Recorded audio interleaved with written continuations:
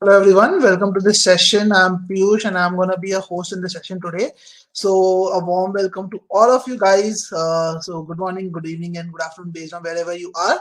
Let me know if you guys can hear me loud and clear, so that way I will be sure that my audio is perfectly audible to all of you, and then we can definitely get started quickly. So you can let me know in the poll if you can hear me loud and clear. That's going to be really great. Okay, so I do see votes coming in, so I'm going to basically let a few more votes come in just to confirm whether my audio is clear to all of you. Okay, so great guys, so happy to see the votes that almost all of you can hear me loud and clear. That's good guys, thank you so much for this. Warm welcome to this session. In this session we are going to discuss how to actually master GMAT verbal. Now GMAT verbal is something which, like, generally for non-native speakers, verbal is the most difficult section to ace in GMAT, and I've seen people being stuck with a low score in verbal even for like 2-3 years at a stretch, and they just don't understand, even after putting in all the effort, that what's really going wrong. Why are they not able to improve their score? So what I'm going to talk about today is, if you are actually stuck in verbal, what are the reasons why are you stuck in verbal and how can you improve the score? Okay, so let's get started with the session. But just a quick announcement, those of you who are joining this session just now, this session is the third session in our Decoding GMAT 750 plus webinar series that we are going to run for 5 weeks. It started last week. So in case you want to register for this webinar series, I'm gonna put the link in the chat here, so you can use this link to register for this webinar series. And if you want to check out some of the previous webinars, you have missed those and you want to go through those at your end, I'm going to share the link to kind of get access to that as well. So you can use this, the link which I'm going to share with you now in a moment, to kind of go through the previous recordings, previous sessions that have happened in the webinar series as well. So let me share that as well.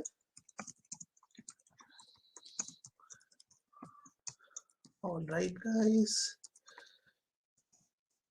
This is the second link which I've shared to access the previous session recordings. In fact, every recording which is going to be done, like all the webinars that are going to be done, the recordings you can find in this playlist on our YouTube channel. So I would recommend you to subscribe to the YouTube channel as well. So, and turn on the notification icon so that you can receive the notification whenever the recording is uploaded. Okay, so that was just about the webinar series. Let's get going into the session. So let me introduce myself a little to those of you who don't know me, and I'm going to give some more background about why this session is something which is very close to me, and I like taking this a lot. One of the biggest reasons for that is that when I was preparing for GMAT myself, I remember that after a lot of effort that I put in, after a lot of uh, in like time spent on studies, even after that, when I took my first ever GMAT mock test, okay, that entire mock test that you take of 36 questions, my score was just a 13 percentile in verbal. It was that low in verbal at that stage. Okay, and I was really frustrated that I've put in so much effort on it and I'm still at a very low score on the GMAT. So what is going wrong, and all those kind of worries basically were there going on in my mind. I struggled big time with verbal, and my score always fluctuated and between 25% to 70%. Sometimes I got 25% questions correct, sometimes I used to get 70% of the questions correct, but there was no consistency whatsoever. But despite all of this, I was able to improve my verbal score to a 41, which is a 93 percentile in my first ever GMAT exam, the actual test that I took, and I was able to get to a 740 because of that. So in this test, in this session rather, I have taken a lot of learnings from my journey as well, and I've helped a lot of people through this journey to help to get to their target score. So I'm gonna talk about a lot of experiences that I've had as a part of this session. So some of the most common concerns that I hear from students, and before I get to this, I would like to hear from you. You guys have been preparing. Some of you might have been preparing for some time. That's why you are there in this session. So let me know, what are the problems that you face basically when you are solving verbal questions, or what is the problem in general that you face with verbal questions? So do let me know in the chat. I would love to hear from you first. What are the problems that you guys are facing? So let me know in the chat. What are the problems that you guys are facing today? Hi, Anupam. Do let us know what is the problem that you guys are facing today in verbal. And let's make the session interactive. I don't want it to be a one-way communication. I know you guys can't like speak, but at least you can type your comments in the chat so that all of us can get to interact with each other. And Rag says I face problems with RC questions. Okay. What about others? Hello, Monica. What are the problems that you guys face?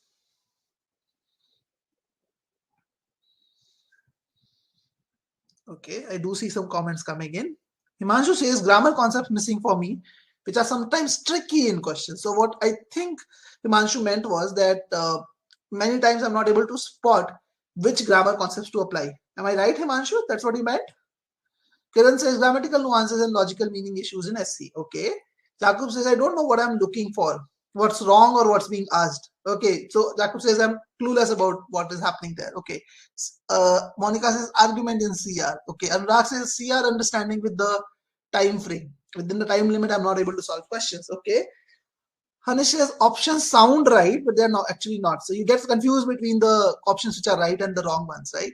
Tend to forget grammar rules if don't study for a few days. Rachit says that. Okay. Okay. And that happens actually primarily because you have memorized the grammar rules. You need to know the logic behind the grammar rules. If you know the logic behind the grammar rules, trust me, you will never ever forget them. Never ever. Reason logical concepts sometimes. Okay.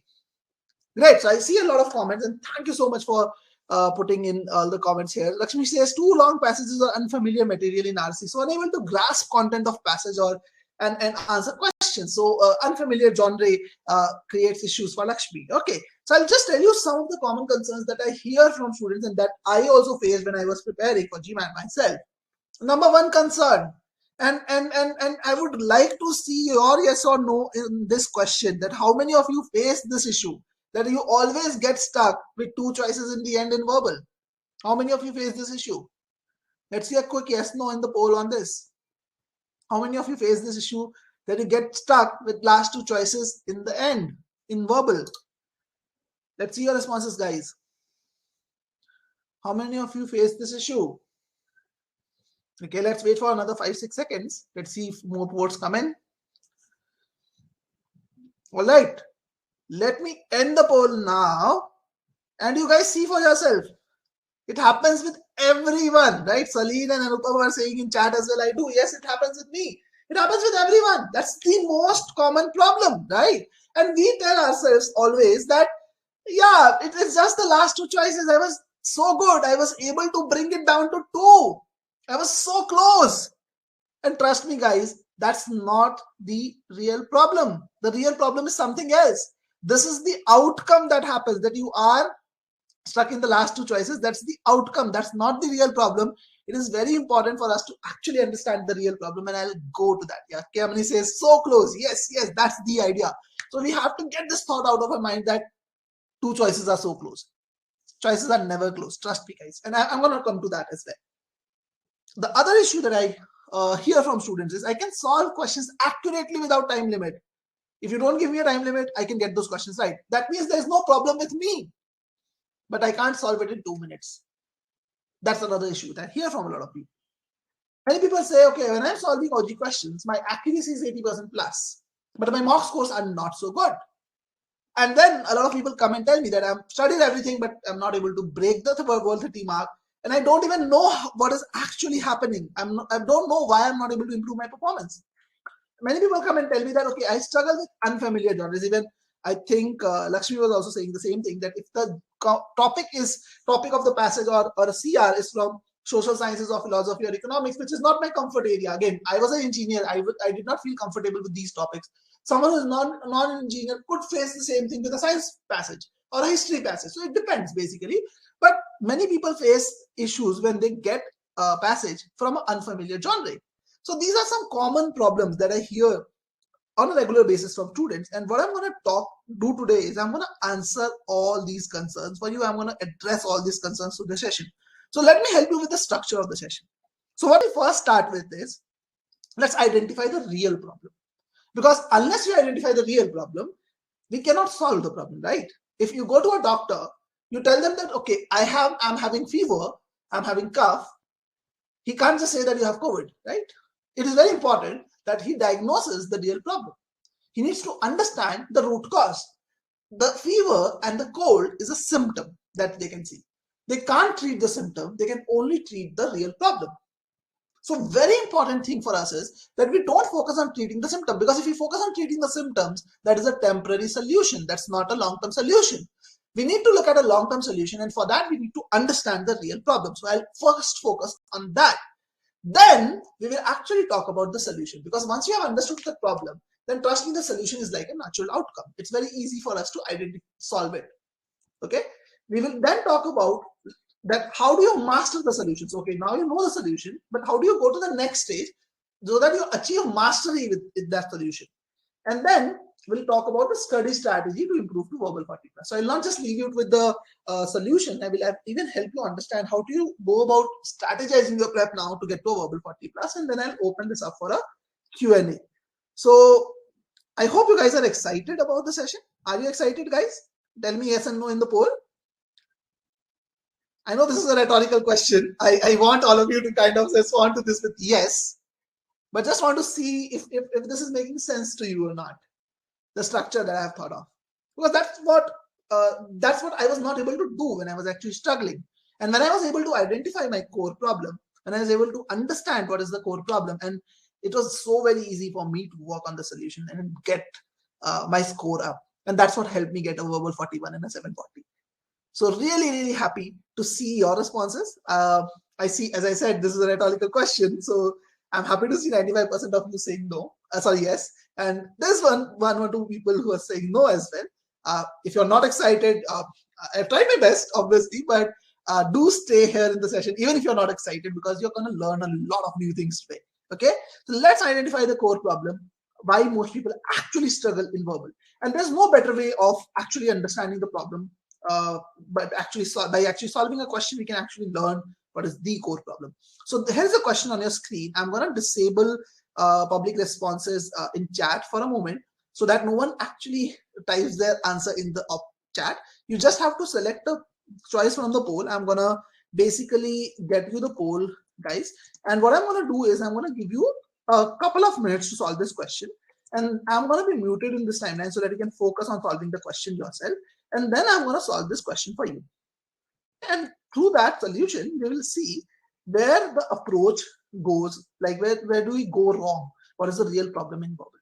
Okay, so this is the poll which is live now. So you guys can start solving it. You have exactly 2 minutes to solve it, and then I'm going to start speaking. So I'm going to mute myself now. All the best, guys.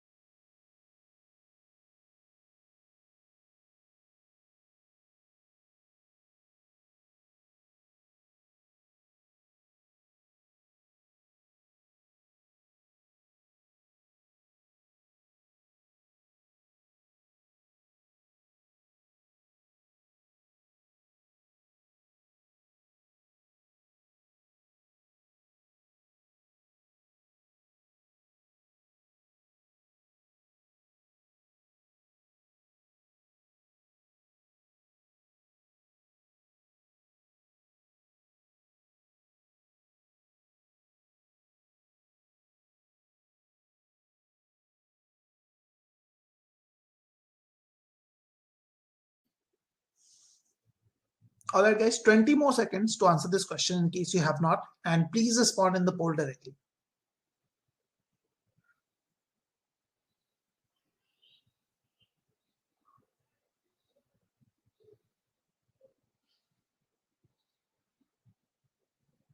Okay, so I'm going to end the poll in 3, 2, 1 seconds.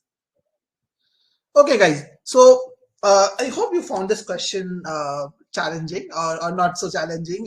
But I see when I see the responses, you can also see that on your end. About 21% of you mark choice A, 34% of you mark choice B, and same percentage mark choice C, and a lot of you mark choice E as well. So basically, that's the like it is definitely a very split sound split, like in different options. Many of you are thinking this is right, that is right, and all of that. But let's do something different today. So what I'm going to do, just to help you understand the core problem, what I'm going to do is I'm going to solve this problem in two parts, or twice basically. Let's put it this way. I'm going to solve this problem twice. At first I'm going to solve it as I would have solved it when I was struggling with verbal. Okay, so I want you to see how my thought process was when I was not performing well in verbal, how I used to approach it earlier. And then I will solve it once again using the approach that I take today.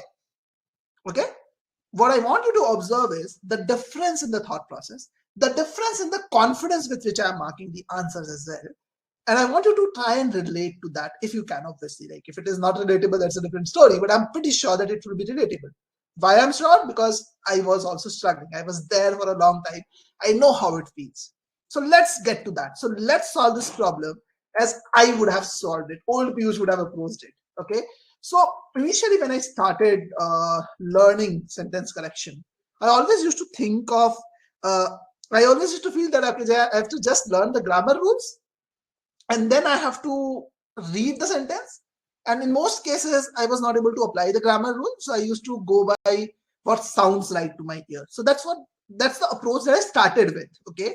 So let's read the sentence and let's see if I can do that. Scientists have recently discovered what could be the largest and oldest living organism on Earth, a giant fungus that is an interwoven filigree of mushrooms and root-like tentacles, spawned by a single fertilized spore some 10,000 years ago, and extending for more than 30 acres in the soil of Michigan forest. Now, if I go by that, it seems like spawned and extending are parallel. They're talking about the same thing. So probably if I go by ear, extending does not sound right to me. I would most likely go for extended because it kind of sounds more right. It kind of sound like rhyming to me. It rhymes with the word spawned. So that's what I would have done very initially when I was very new to the prep. Then as I moved a little into the prep, it was still the old Piyush, not the new Piyush. Okay, that's not the final approach that I took. But as I moved further into my prep, what I started realizing was I came across a new approach called the splits approach. Now, a lot of you might have heard about the splits approach. Those of you who have heard, I would want to know from you, what do you think is the splits approach? Okay, but a lot of you would have heard of it. I learned it as a new approach, and it sounded great to me because the biggest struggle with me was, how do I know which grammar rule to apply? I always used to struggle with that. And what the splits approach did to me was, it gave me a method to apply the grammar rule. So what was the splits approach? The splits approach simply says, you look at the option choices that are there, and you then try to see what is the difference in the option choices. That's what it meant. So if you look at the difference in the option choices, you will be able to understand on which grammatical angle, on which aspect of grammar is that difference really talking, like what is the difference basically like related to, and then you can recall rules related to that particular topic and apply those rules easily. So that's what I understood and I started doing. So and then this is still old Piyush, by the way. Like this is something which did not still get me to my target score, but it definitely improved my score a little, like just a little. Okay, but let's still try and apply this. So how I would look at it is, let's look at the options, and what I see in the options is that all these words are at the end of the day a slightly different variation of the same word, which is extend. So extend is the base word, and then I have different variations of that. So let's classify the differences. Okay, so let's look at them. The option B is extends. Extends is basically simple present tense of the verb extend. Extended, on the other hand, is simple past tense of the verb extend. It extended is the simple past tense with the subject. Is extending is present continuous tense form. I don't know what A is. It seems like present continuous, but I don't know exactly what that is. But all this basically is related to the tense of the verb, right? That's what I understood from the option choices, that I have to pick the right tense. If I pick the right tense form, I get the answer. So that's how I would now approach it. That, okay, grammatically, I have to understand which tense is the right tense to be used for this particular word extend. So before I tell you what it is, I would like to know from you in the chat. Please let me know what do you think is the right tense form according to you. Okay, but let me analyze this in the meantime as well. So let's read the relevant part of the sentence again. A giant fungus that is an interwoven filigree of mushrooms and root-like tentacles spawned by a single fertilized spore. So okay, the spawned by a single fertilized spore is something which happened long time back, 10,000 years ago. So spawned with that makes sense. And extending for more than 30 acres in the soil of a Michigan forest. So when I say extending for more than 30 acres, it is something which is still happening. Okay, it's something which is happening. Now it is a fact. It's like a fact about the fungus, right? It's a fact about the fungus. So I should ideally use simple present tense to represent the fact. So I extends kind of makes sense, but does it mean, should I use is extending? A giant fungus is extending for more than 30 acres. That's also present and it is continuing, but it kind of is slightly illogical. Why? Because it is not extending as we speak, probably. Okay, so again, I would like to know from you, what do you think is the right tense form? So I think extends maybe is the right tense form because it kind of gives us the information that this is a fact about the fungus, maybe. Or could it be extended? Because this is something which could be in the past, because extends does not rhyme well with spawned or does not seem parallel with spawned. Maybe, I don't know. So I'm confused. I don't know whether I should pick B, I should pick C. I don't know. Like, I'm confused between B and C. And I think, yeah, this should be the answer. One of these two should be the answer. But I would most likely go ahead with B, just because it may be, yeah, it is a fact maybe. But I'm not sure. I would just tell myself that, okay, I have brought it down to two choices, B and C. I don't know which one is correct. And if you look at this, guys, 68% of you marked one of B or C. So it's highly likely that you guys also thought like me, and I will actually want to know that. Like, let me know how many of you thought like the way I did right now. Quick yes no in this poll. Shobit, I know that you thought very differently, and I agree with that, and I'm going to come to that, and that's what New Piyush would have done and had done, does basically now. But I want to know first, how many of you thought just like this as I did right now? A quick yes no will help in the poll. And I want maximum participation in this one, guys. Do let me know. Select a yes if you just thought like this when you solved the question. Select a no if you thought like not in a different fashion. Let's see a few more votes. Okay, I'll wait for 10 more seconds maybe.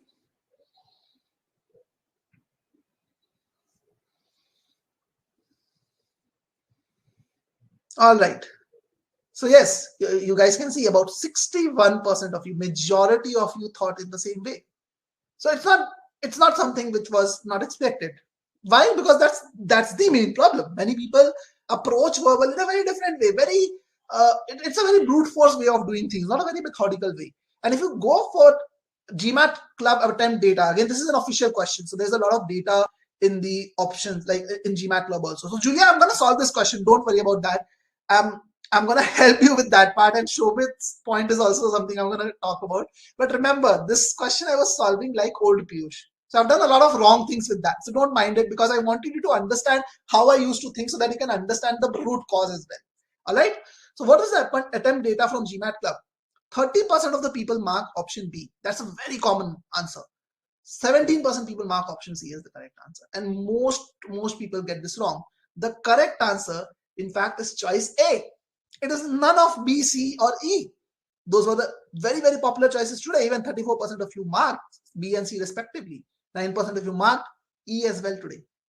In fact, when I started this poll, most of you were marking B and C. A lot of you changed your votes later on also to A. A is the correct answer. But I'll talk about that. But first, let's understand what's wrong with this approach. What is wrong with the approach that I just took? You might be thinking, okay, Piyush, you are saying all these things, but what's wrong with this? Let's understand that. The core problem why most of us struggle in verbal today is because most of the methods that we follow focus on one core principle, that is to solve the question quickly. The moment I made the poll alive, I said you have 2 minutes to solve the question. I started seeing a lot of responses from people where basically done in about a minute 10 seconds. Because we want to solve questions too quickly. Why do you want to do that? Because we want to save time for CR and RC. Or maybe we know that we think that timing is the main issue. And what happens is, since you think the timing is the main issue, you start solving questions even more faster. That actually aggravates the problem. So what we need to understand is we need to learn a logical aspect or logical approach. We need to focus on accuracy first. Timing is the second thing. I know you want to talk about the meaning-based approach. I'm going to come to that. But let's understand the problem with the other things first. Accuracy is something which is much more important than timing. You need to get that right. And when your approach gets fine, then the timing will automatically fall in place. That's an unnatural outcome, guys. Always it happens like that. So what we need to understand is the main problem is the way we solve questions, and that's what needs to change. Okay. And one of the biggest reasons why I felt that I was never ever able to improve or a long time in verbal was that I was actually giving an excuse to myself, saying that I'm able to bring it down to 2 choices and I'm getting stuck in the last 2 choices. That's not my problem. In many cases, I used to tell me that it is just subjective. One person could find one answer right and the other person could find another answer right if they go on a different logical thought process. So tell me, how many of you think, and trust me guys, please be honest on this, is a very important question. How many of you think that verbal is subjective? Between the last 2 choices, it is possible that the other answer which you think is wrong could also be right, or someone else thinks it is wrong, or what you think is right could be right if you go through a different approach, if you follow a different thought process. How many of you think that verbal is subjective? And how many of you think that there is a best choice that you have to pick?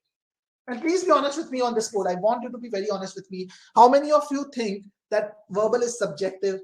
There is a possibility that 2 choices could be correct and we have to pick the best one. How many of you think that? I want to hear from you guys. And I would request all of you to participate in this poll.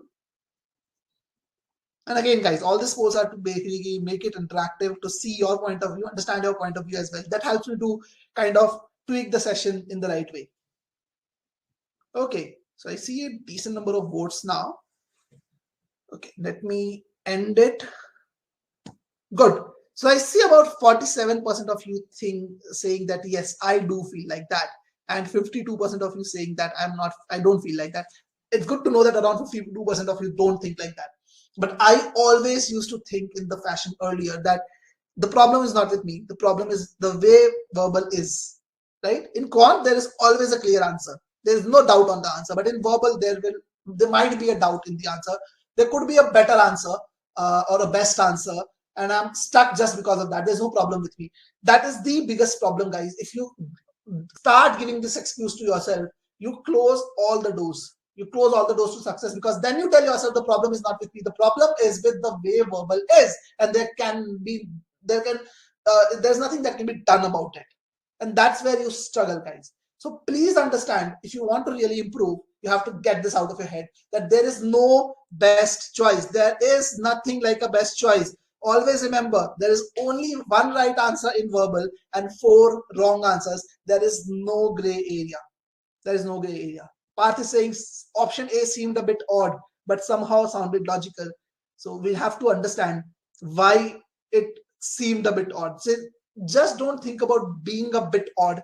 Always give a rationale to it, Parth. And Parth, this is not pointed to you. I'm just telling you for everyone also that it is not just enough to tell that, okay, this is odd. Give a rationale for that. And this is what will help you get a high score on verbal. Because understand it, guys, if you're picking the wrong answer, if you're stuck in two choices and you pick the wrong one, you're not just making one error, you're making two errors. First error, you are accepting something that is wrong. You're not just saying that, okay, this is not right.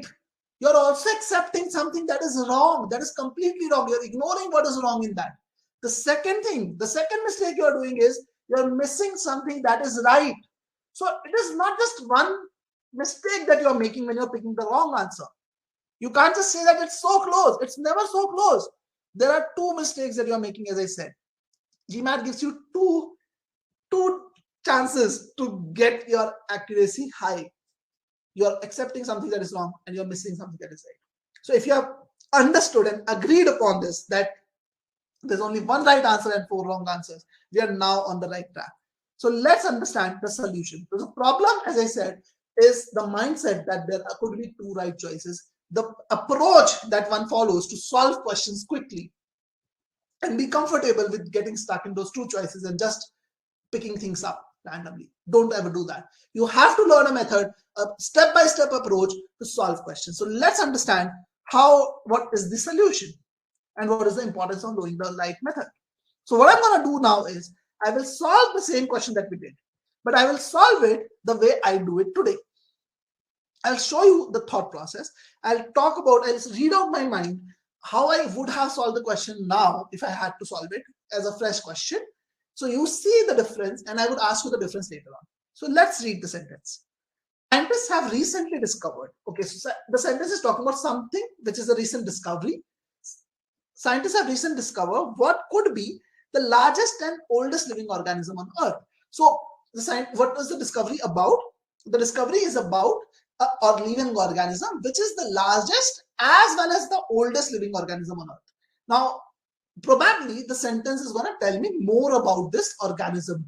Maybe it can talk about why it is the largest or why it is the oldest. But yeah, maybe something like that can happen. So let me read further.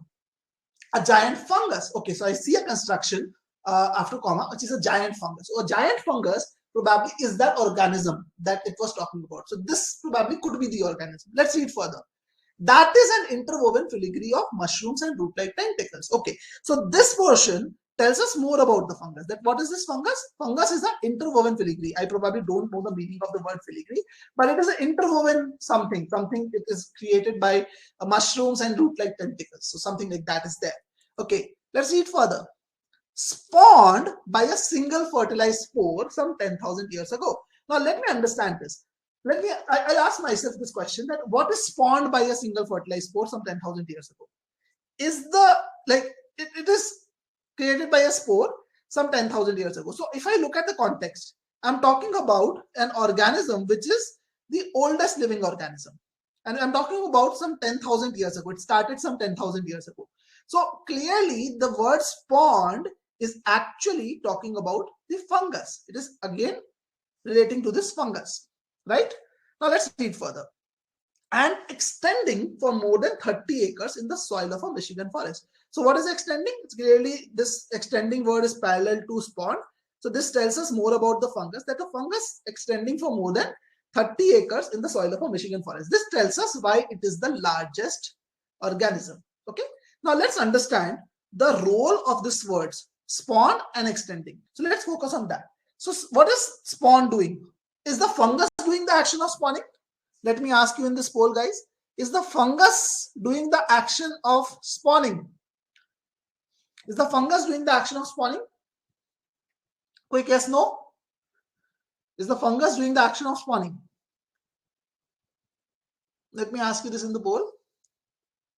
Is that an action done by the fungus?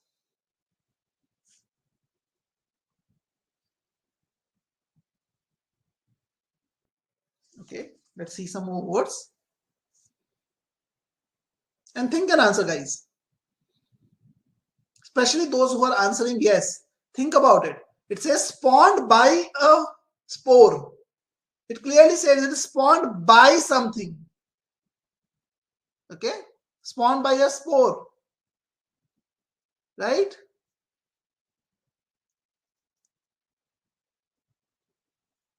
A says tentacles spawned. It is not tentacles that spawned, it is the fungus that spawned. Understand that. Okay. Fungus was 10,000 years ago, right? Fungus is the oldest living organism. Tentacles are not the oldest living organism over here. All right. So I see most of you are saying no, right? So the fungus is not doing the action of spawning. So if it is not doing the action of spawning, then we have to write it. How I will write it? I will write it as a giant fungus was spawned by. I should have wrote it as a giant fungus was spawned by. So ideally, if I wanted to communicate this thought as an action or a verb form, I would have wrote it as fungus was spawned by. But since I'm not writing it like this, and this is a test that we teach in our course as well, those of you who are GMAT student, we always say that when you see a verb-like word, especially a verbal, which is in the past form, as in the ed form of verbal, always make sure to identify whether it is a verb or a modifier. Always do that. And that's something we recommend to do always. In case you want to go through the exercise, obviously I can't talk about this topic in depth over here, but you can check this out in our free trial. I've given the link on the top of the chat here. So you can go through our free trial. There's a file on this in the free trial as well. So very important that whenever you see a ed verbal, you identify whether it is acting as a verb or a modifier. And there are certain tests that we point out in that case. One of those tests says that if the verb form is in the ed form and it is not preceded by a aiding verb, then you have to check who is doing the action. If the subject is not the doer of the action, then that verb verbal is actually a modifier. So in this case, what we know is that spawned is not a verb, it is indeed a modifier. Now, since spawned is a modifier, it is modifying this entity, fungus. We need something which is a modifier in parallel with spawned. So we need something which is a modifier that is in parallel with spawned. Understood this, guys? Understood this, guys? Let me ask you in the poll. We need a modifier which is in parallel with spawned. Is that clear to you guys? Yes, no, quickly. Quick yes, no on this.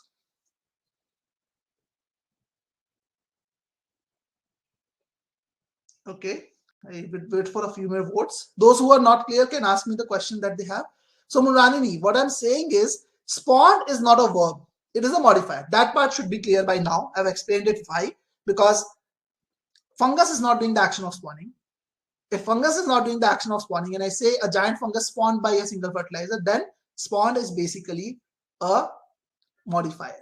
So since spawned is a modifier and extending is parallel to it, then extending should also be a modifier.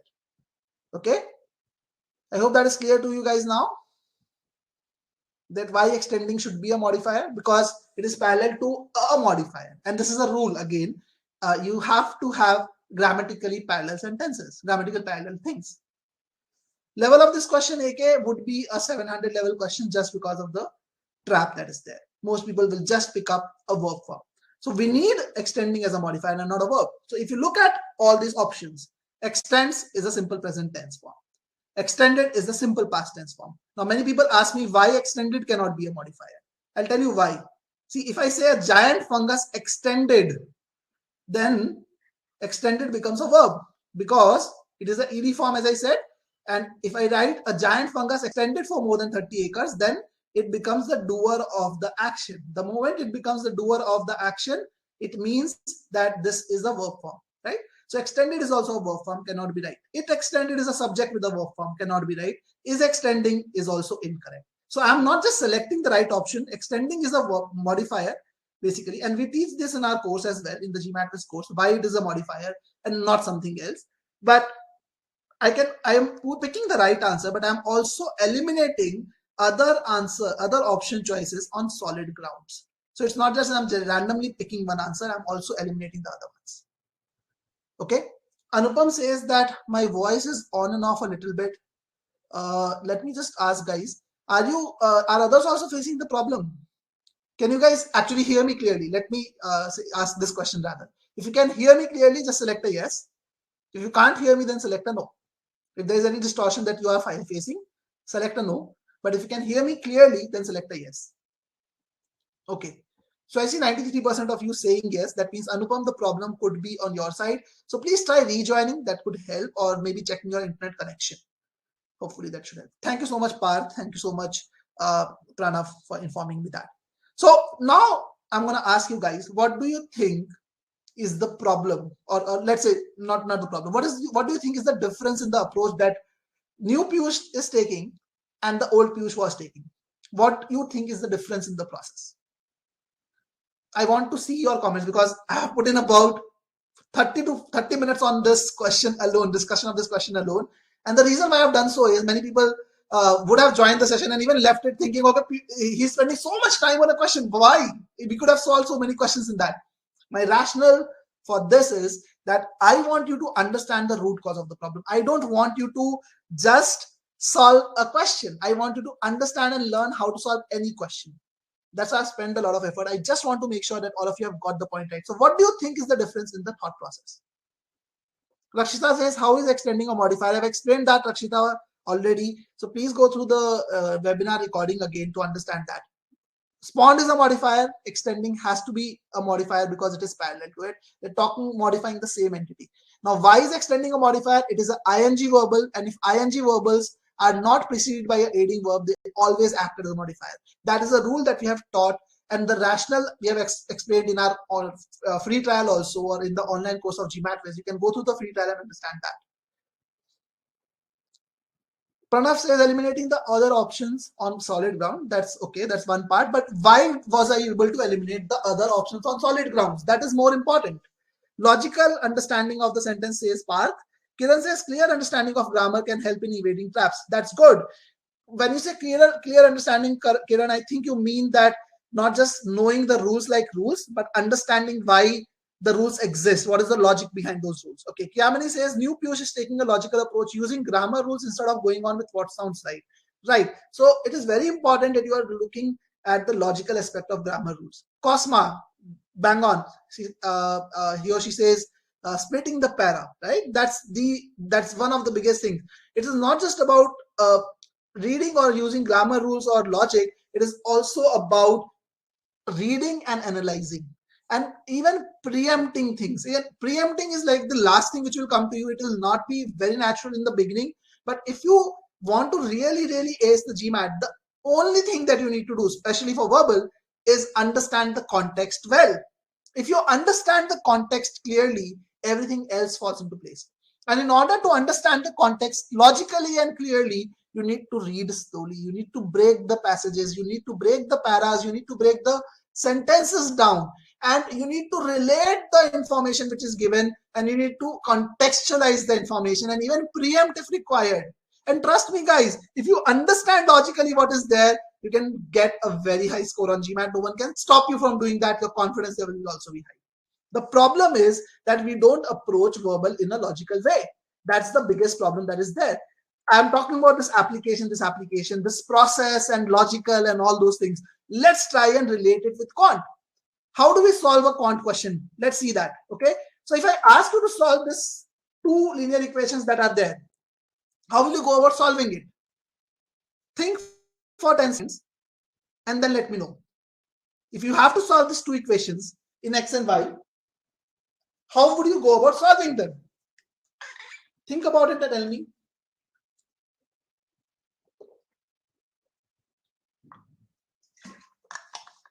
And I'm doing this to help you understand where do we go wrong and why is it very important to change your thought process towards verbal. Because unless we change that, we can't expect to have a great improvement in our scores, basically. So most of you would think that, okay, if I have to solve this equation, I would try to equate the coefficient of one of the variables. Most of you would think, okay, let's equate the coefficient of x. How do we do that? We multiply the second equation by 2. We are able to equate the coefficient. Now, step 2 after that would be to subtract the equations or add the equations to eliminate one of them. So you get the value of 7y as 10 by subtracting the two equations, and you get the value of y. And the third step would be to substitute the value of y to get the value of x. Right? Elimination, substitution, that's what we will do, right? That's the main idea. And see, all of you are talking about the same method over here. See, it is so common. When it comes to quant, we take a very methodical approach. We don't just learn concepts in quant. We learn a method as well. That, okay, how do I go about applying this concept? Most likely it's because of the schooling. If you are from India or anywhere in Asia, most likely from school, from the very early days of your school itself, you start thinking in that step-by-step fashion for quant. We always learn a method. But how do we learn verbal? It's all random. Trust me, when I started my prep, this is how I approached verbal. I thought, okay, what is verbal? Verbal is nothing but English language. So I have to improve my English language. For me, sentence correction was grammar. That's how I equated sentence correction. One of my biggest mistakes. I thought sentence correction is all about grammar. I have to learn grammar. And reading comprehension is what? It is reading, right? I started reading newspapers. I used to spend, I remember, 1 hour reading a newspaper every single day. I woke up before my breakfast. I take a newspaper, started reading it. I ate my breakfast reading the newspaper. And all I focused was on my reading speed. I have to increase my reading speed, basically. Okay. I'm screaming, yes, and I did not realize it. Thank you for pointing that out. Why am I screaming? I am screaming because I have actually felt the pain. I've spent so much time on that. So sorry for that, guys. But yeah, I kind of went back to those days when I was actually struggling with verbal. So when I started sentence correction, what I did was I bought Wren & Martin. Like, that was the first thing that I did. That, okay, let me learn grammar, because at the end of the day, it's about learning grammar in most cases. So what I thought was, let me get the book that I used in the school. Okay, so I bought Wren & Martin, and what I did was I learned so many concepts like simple, complex, compound sentences. Then I started learning adverbs of place, time, quantity, and what is their order. Then I learned more and more rules, and then came obviously exceptions to those rules, and then exceptions to those exceptions as well. Himanshu says I've actually used the same book here. I did that. I did that for about 2 months. And what happened was, after 2 months, I knew thousands of rules. Thousands of rules I've read. Okay, but obviously I memorized a lot, but I could remember only a few of them. I could not remember all of them. And as some of you were saying that, okay, I forget that rule, this rule, and all of it. Okay, but what happened was my score was still inconsistent and poor every time. Every time I used to make a mistake, and every time when I missed a rule, I used to tell myself that yes, I need to be more careful. I need to be more careful next time when I see such a rule. For example, many of you today would have solved that question and thought that, okay, next time when I see a verb form, I have to be more careful whether it is a verb or a modifier. But if that was a learning that you took, that's just the half of the learning. You have to understand, why did you make that error? Was it because of you not knowing the rule, or was it because of you not reading the sentence right? That is something which is very important. I made this mistake that I treated verbal as English and SC as grammar. That's not the case, guys. When you have to do well on quant, you can't just learn concepts and do well on quant. You also have to learn the approach, the method. You can't just memorize formulas. You have to understand the logic behind those formulas. If you don't know the logic behind those formulas, you will never be able to apply the approach. Similarly, when I started learning RC, I learned what are the various question types, what is the main point, what is the inference, what is the detailed question. And then I used to solve passages.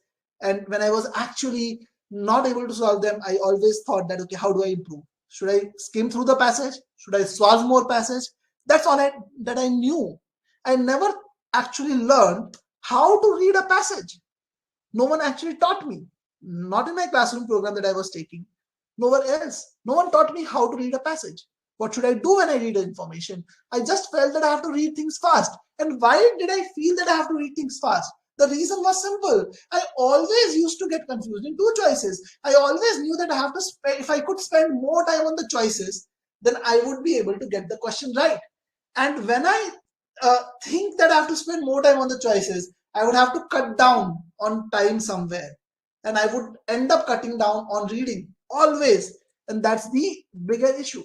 So that's what I used to do. When I was reading the passages, I followed this approach of reading the passage very, very quickly in 2 minutes and then refer back to the passage for every question. Didn't work for me. Why does it not work for you? At the end of the day, basically, GMAT RC tests you on these skills. Questions are mostly on inference, main point, function, structure, and application. So GMAT, 85% of GMAT RC questions are inferential in nature. And now, since they are inferential in nature, if you don't understand the passage well, and if you're just looking at detail-based questions, as in, okay, I'll just skim through the passage, see what is written over there, and then I will read the relevant part once again, that's not going to work for you. You have to understand why and what is written in the passage, why is it written in the passage, so that you can read between the lines and draw the right inferences. That's very, very important. So what works best in RC is that you have to involve yourself when you're reading the passage. And this is exactly opposite of what I started doing. And it was a very big mistake initially. I wasted 6 precious months of my preparation just because I was reading fast. In reality, if you want to do well on RC, you have to read slow. You have to place yourself in the author's position. You have to understand what is the author trying to do. You have to understand the author's point of view. And how do you do that? You do that in multiple stages. Stage 1, breaking sentences into small chunks. You have to read sentences slowly. You have to manage them into bite-sized chunks. Okay? And this is something which will help you in deriving its meaning. And where do you learn this? You learn this thought process in sentence correction. So actually working on sentence correction should help you in RC as well.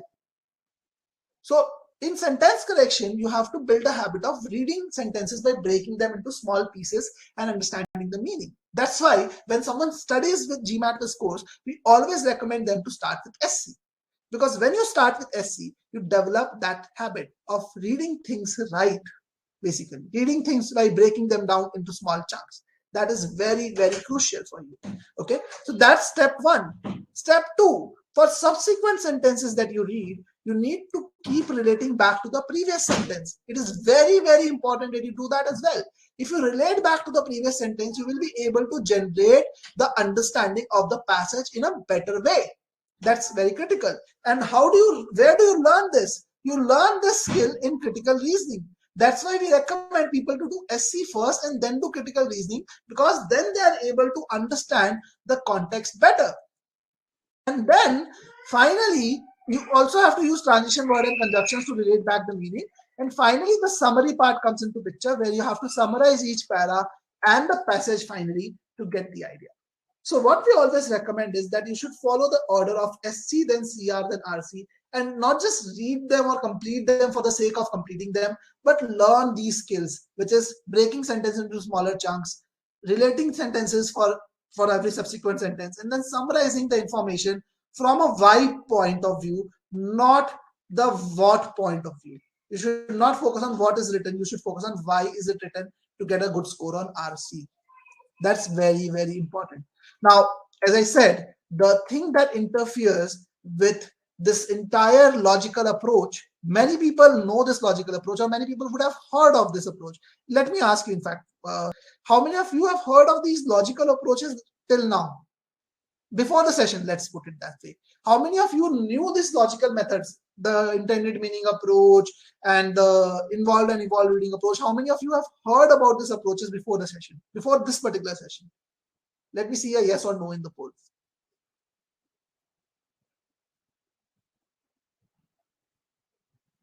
How many of you have heard about these approaches before the session today? Let's see a quick yes, no in the poll.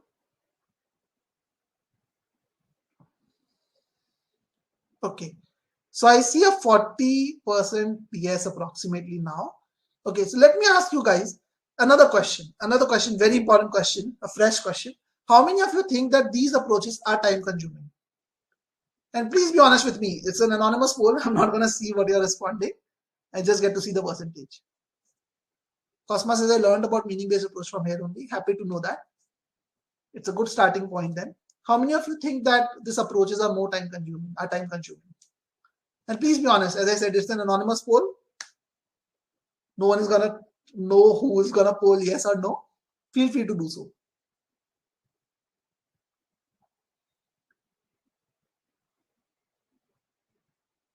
Okay, good. Thank you so much for being honest. 63% of you, a whopping 63% of you think that these approaches are time consuming. And that's the problem, guys. That's a very big problem in learning the approach. Many people think, okay, why do I get the hard questions wrong? Most people think if I can solve it if I have enough time to solve it. And then they think about how to solve quickly. The moment they think about how to solve questions quickly, the mistake they end up doing is they start cutting corners while reading the question.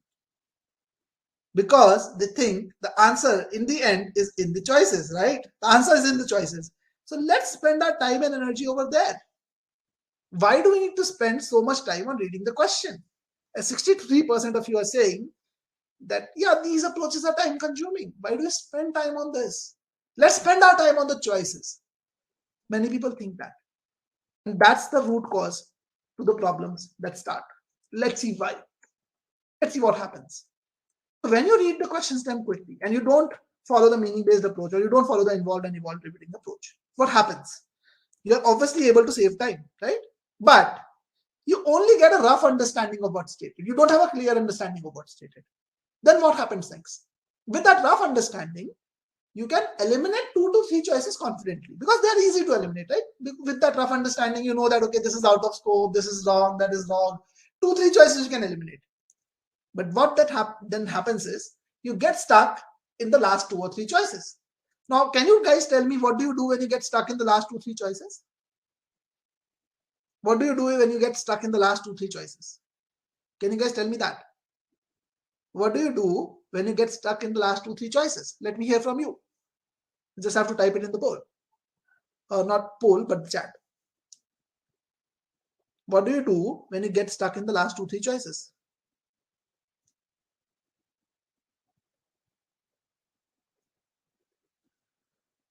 Okay, let's see some responses. Read the passage again, Divya says. I read again, Julia says that same. Okay, what about others?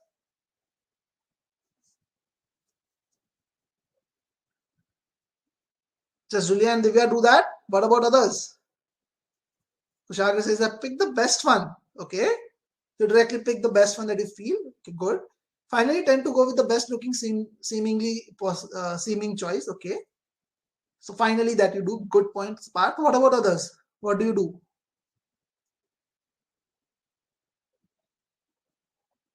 Read it again. Monica says, okay. Go for the best looking option, Anupam says. So 3 of you are saying you go for the best looking option. Many of you are saying, 3 of you are saying that I read it again. I have 40 plus people in the session today. Would want to hear from more people. Don't be shy. Let me know what do you do. And that's what most people do actually. Like they'll read the passage or the information in the question or the choices multiple times. Now, what you need to understand is the moment you reread something, the moment you reread the question stem or you reread the options, you have wasted the time that you actually saved in reading the question stem first. You waste that time. You end up wasting that entire time. And the worst part is not just that. The worst part is, since you know that this is rereading the thing, when you're rereading something, you either reread it partially or you reread it even more quickly. So you're never sure about the answer. And then when the time is running out, you have to mark an answer. You end up marking an answer. Now let's see what has happened. Let's see mathematically what has happened. So when you read the question stem quickly, let's take an example of a CR or SC question. You might do so in 20 to 30 seconds. Very quickly, you are reading the passage or the argument or maybe the sentence. You do it very quickly, 20, 30 seconds. You save time there. In fact, in the next 20, 30 seconds, you're able to even eliminate 3 choices. But the moment you get stuck in those close to 3 choices, you spend about 20 seconds there, but then you resort to rereading stuff. And the moment you reread, sometimes you end up spending 1 minute or 1.5 minutes also on rereading that information and reanalyzing the answer choices. And since the time is running out, you end up marking an option. But if I add all these times that I have mentioned on the screen, the total time taken for a per question is actually 2 to 3.5 minutes. It could be 2 minutes, it could be 3.5 minutes in many cases. And the entire reason why we ended up taking so much time, the problem we thought is timing, right? We started reading questions quickly because we had poor timing. And because of this entire process, what we end up achieving is poor timing plus poor accuracy. That's the biggest problem. We chase timing to solve the problem. The method that we follow, or shortcuts or unstructured approach, leads us not to just poor timing, it also leads us to poor accuracy. So it's counterproductive at the end of the day. And the whole problem started because we changed our approach. We started reading questions done too quickly. And that's why I say, when you have to improve your verbal score, you have to first chase accuracy. You have to first chase, in order to chase accuracy, you have to first chase the right method. You have to learn the right method. You have to improve your application, your process or method of solving questions. Then only you will get high accuracy. And once you have high accuracy, see, obviously when you're at this stage, it is possible that your timing can be high, a little higher. Why? Because obviously when you learn something new, your timing is high. When you learned driving for the first time, it was not like you learned it so quickly that you were able to drive on the very next day. Or swimming was not right away instantaneous to you either. You had to take lessons. You had to take some time. You used to take a little more time to swim across the pool when you were just new. But once you learned the right method of swimming, once you learned the right method of taking the breath in, breath out, and all those things, how to flap your legs and arms, you learned those, your timing also improved. Your timing also improved as an automatic process. That's something which happens automatically. You can't force yourself to actually improve your timing. You have to improve your method to improve your timing. That's something which is very important, guys. So if you actually do follow the wrong approach, or you're worried about timing too much, the problem with verbal will always stay. Is this clear to all of you guys? I've spent a lot of energy on this. Just want to make sure if this thought process is clear to you, that why is that the methods that we talked about are very, very critical. Is that clear to all of you guys? So that's my next lesson to you. Learn the right methods. Very important, guys. Learn the right methods. For SC, meaning-based approach is the best approach for non-native speakers.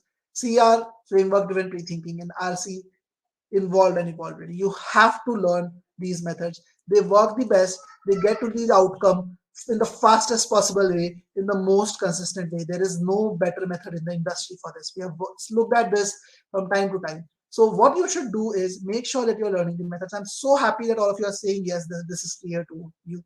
Great to know that, guys. So please make sure that you learn all these methods. And it's not just about learning these methods alone. Even when you're learning concepts, for example, when you're learning sentence correction, it is very important that all the concepts that you learn it from the meaning perspective.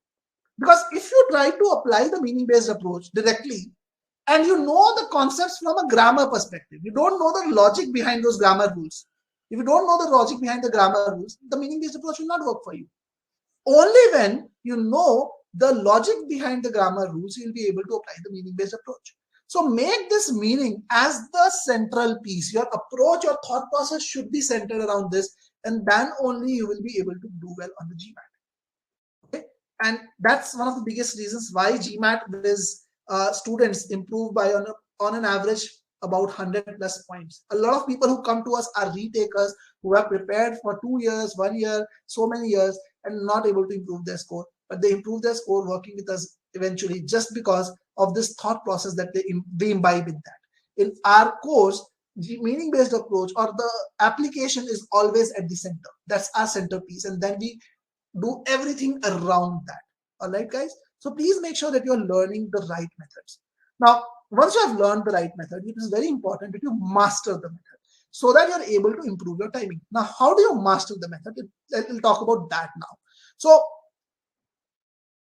what most students do when they have to master the method, they don't even know how to master the method actually. So in order to master the method, the most important thing that you have to do is you have to evaluate each and every option, basically, not just each and every option, sorry, each and every solution to the questions. Even for the questions that you are getting correct, you have to still evaluate the solution to make sure that your line of reasoning matches with the right line of reasoning. So your line of reasoning should also be matching. That is very, very critical, guys. You should definitely focus on that.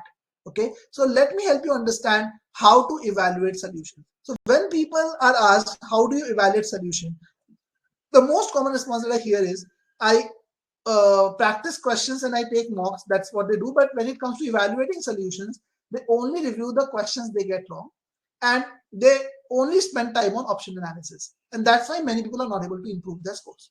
In order to master the approach, it is very important, first of all, that you should have solutions that are provided using a consistent and a logical method. The methods that we talked about, the solutions should be using the involved and evolved reading approach for RC. In CR, it should be using framework-driven pre-thinking, and in SC, it should be using intended meaning approach. If you are trying to learn the intended meaning approach and you're referring to a solution that is provided using the splits approach, you're never going to learn the intended meaning approach using that. So this is the very, very important in the first step.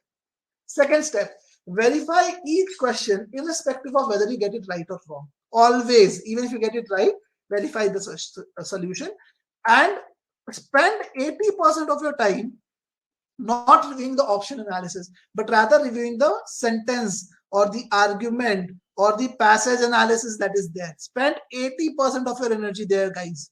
In most cases, people spend 80% of their energy in option analysis and very less time on the question stem analysis. Please don't make that mistake, guys. Please make sure that your line of reasoning, your understanding of the context matches. Because if your understanding of the context is poor, no matter how much effort you put on the options, you're not going to get the right answer.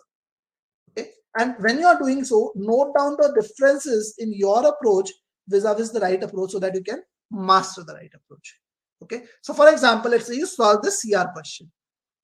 Okay, there are 3 sentences in the CR question. You can see this is sentence 1, this is sentence 2, and this is sentence 3. Now, after solving this question, let's say this is the solution. Again, this is the GMAT solution. So we provide all the solutions in a very logical fashion.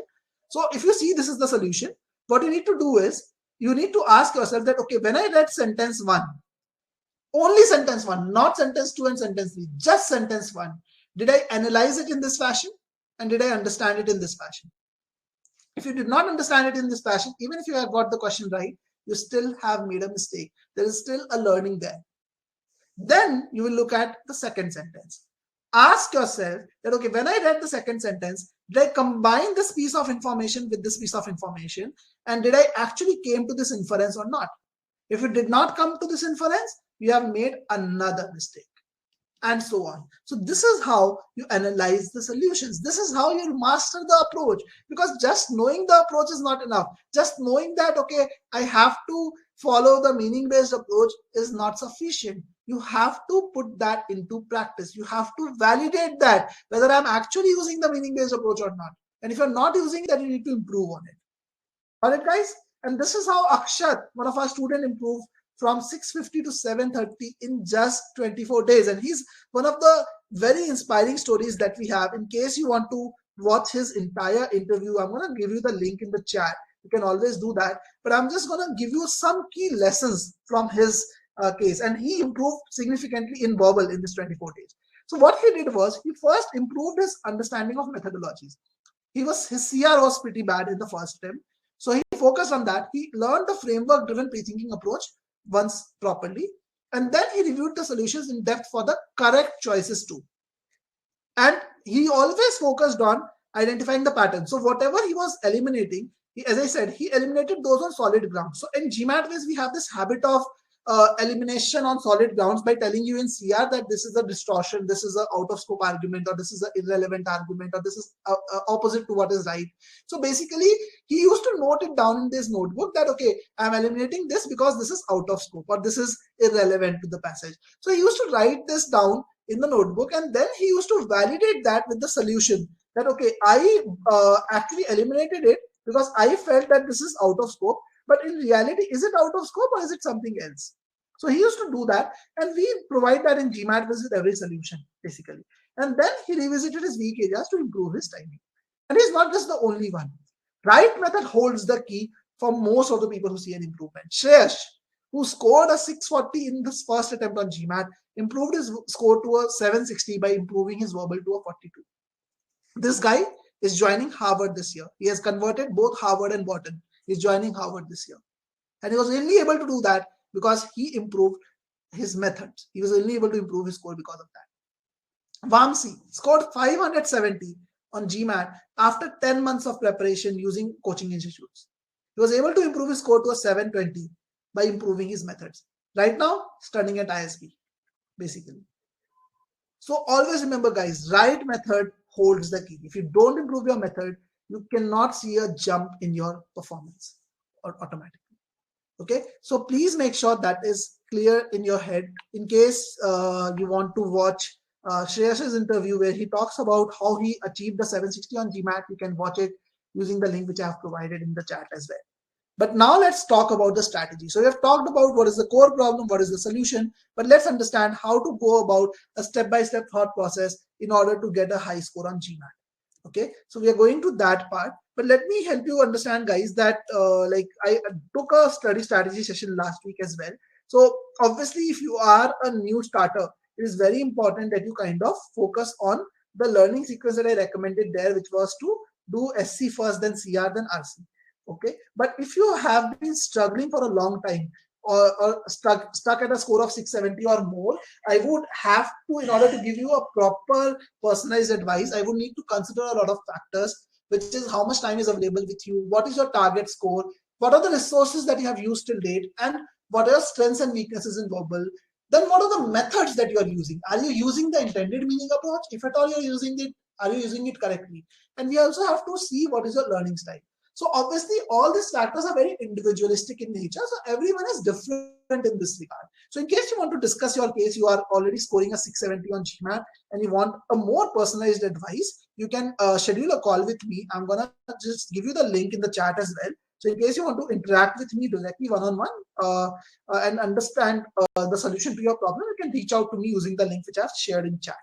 But yeah, I'm going to give you an overview of what to do. So again, this is something which I covered in the last session as well, that in verbal, the best order of learning for freshers is SC, then CR, then RC. But if you have already done some preparation, then what should you do? So first thing you need to do is you take a module-wise test for SC, CR, and RC individually and take about 20 questions in each of these tests. Okay, give yourself decent enough time, about 2 minutes on an average for CR and RC, and maybe about a minute 45 seconds or minute 30 seconds for basically SC questions. And once you do that, try to see in which areas are you strong and which areas are you weak. And how do you know that? Keep a benchmark of 70%. That in areas in which your score is more than 70%, you can assume that you are doing decently in that. Those are your strong areas. And in the areas in which your score is less than 70%, those are your basically weak areas. So that's how you identify your strengths and weaknesses at a high level. And then you get to working on them. So what should be the sequence of learning in that case? Obviously, you have to work on your weak areas first. So let's take an example. So let's say in SC, CR, and RC, these are the scores that you get. In SC, you get a 90%. You get 60% in CR, and in RC, you get a 40%. So what should be the right learning curve? You should do CR before RC, and then you should do SC. So SC is a strong area. That's why you're doing it at the end. But in your weak areas also, don't just start working with the low, like areas in which you are more weak. It's not like that. So I am still recommending to start with CR, then move to RC because they are interrelated, as I said. So try to follow the order SC, then CR, then RC for your weak areas. So for example, in this case, the student had CR and RC in the weak area. So I am recommending CR and RC in that order. If the student had SC and RC in the weak area, irrespective of the score of SC and RC, I would still recommend SC first and RC then. Got it? In the exam, you also recommend this order. So Christoph, in exam, you don't get to select the order. In the exam, it is automatically given to you. You just have to attempt the questions. There says, what is the pricing for admission consulting service? So there are admission consulting service depends, the pricing for that is basically $1,099 for 3 schools. And it is $999 for GMATVERBAL students. If you're not a GMATVERBAL student, as in you're not using GMATVERBAL for GMAT prep, then it is $1,099. You can write an email to support@gmatvers.com to get more details on it, and or you can schedule a call with me as well. But yeah, if you have more questions around that, we can talk about it towards the end. Let's first focus on the sequence of study. So what you need to do in your weak areas is basically to ensure that you understand the method, solve 15 questions at a time, and review the explanations to avoid deviations from the method. So the right learning topic for each question is that you should first learn the concept, then application, and then practice questions on that. Now, how do you master each module? Once you have learned the right approach for that module, then master the approach on every topic, each and every topic for your weak area. It is very, very important. And then you take 4 to 5 sectional tests to fine tune the area. Okay, so that's as simple as that. So approach, improving the method is the main thing if you want to improve your GMAT verbal score. So that brings us to the end of the session. In case you guys have any additional questions, you can let me know in the chat. I'm more than happy to take up any questions now. So feel free to ask me any questions that you have. In the meantime, I'm going to get you a poll to rate this session, basically on a scale of 10. 10 being the highest, obviously. So do let me know how did you find this session. I'm going to get you the poll quickly. In the meantime, if you have any questions for me, do let me know. I'll be happy to help you.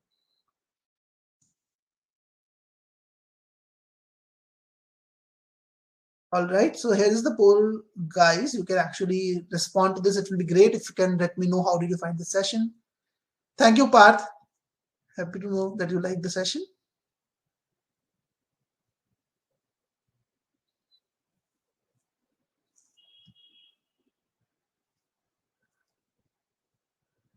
Jacob says, I'm going to write the GMAT next Sunday. What do you recommend for the next couple of days to improve? So Jacob, since you're writing the GMAT on next Sunday, I don't recommend changing a lot of things. Please make sure that you stick to what you're doing. Follow the same approach. Just try and revise the topics conceptually in which you are generally weak. But please make sure that you kind of focus on, let's say, maintaining your calm and composure. Not try to do too much, and don't sleep in the time when your exam is. Try to take some tests around that time if possible. So if you did not learn the game plan, then obviously you can connect with me. I'll help you understand. The game plan is to basically go through SCCR and RC and focus on learning the right approach as you learn. That's all you have to do. It's very simple. It sounds simple, and it is that simple.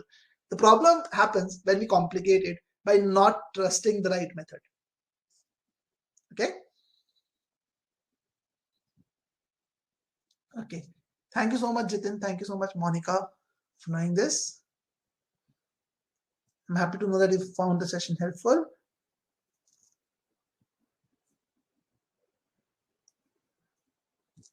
Okay, great, guys, and thank you so much for giving your response on the poll as well. It's really helpful to help us improve the session further.